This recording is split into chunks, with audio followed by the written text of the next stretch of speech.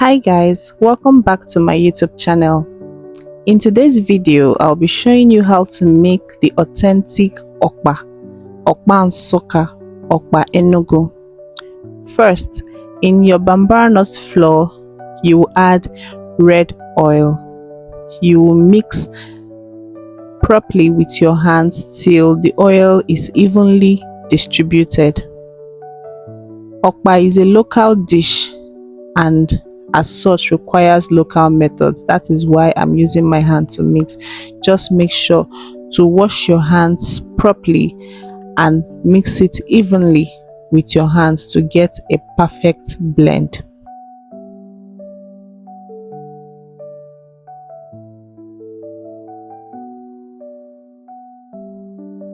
I added extra red oil to my mix because I needed my okpa to really have color. The more the oil, the more the color of the okpa is pronounced. Next, you'll be adding your warm water, lukewarm water, into your mixture.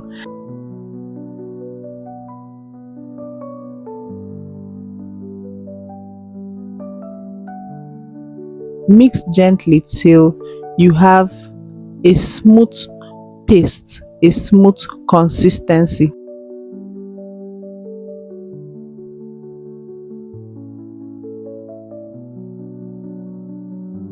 While doing this, you keep adding your warm water slowly in phases, in batches, so your okpa is not watery.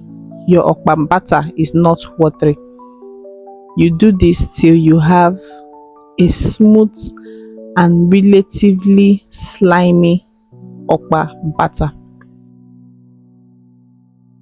At this point, I am checking to make sure my okpa mix is smooth and there are no lumps in the mixture. For ingredients, we'll be using salt, we'll be using Scotch bonnet pepper and onions. Mix properly till your ingredients are evenly distributed in your okpa mixture. To make okpa is very easy. It's a very easy process. All you just need is your salt, your pepper, and optional, you can use uziza seeds or onions. But for the sake of this video, I will just be using onions.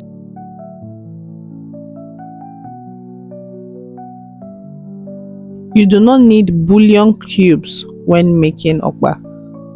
You just need the ingredients I listed earlier. And to see the correct measurements for this particular okpa I made, please do well to check my description box for the perfect and accurate measurements for your okpa.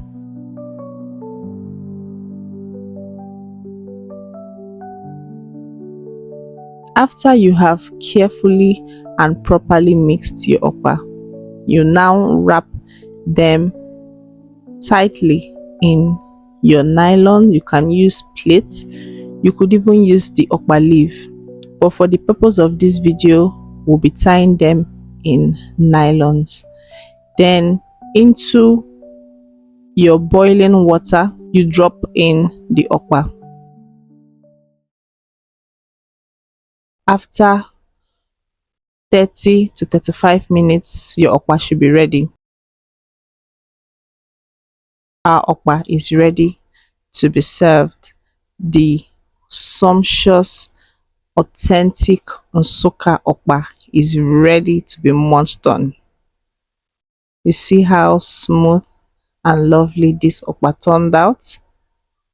Yeah, I promise you, once you follow these steps I have listed out in this video, you'll be having a really lovely and tasty okpa Nsukka, just the way they do it in 042.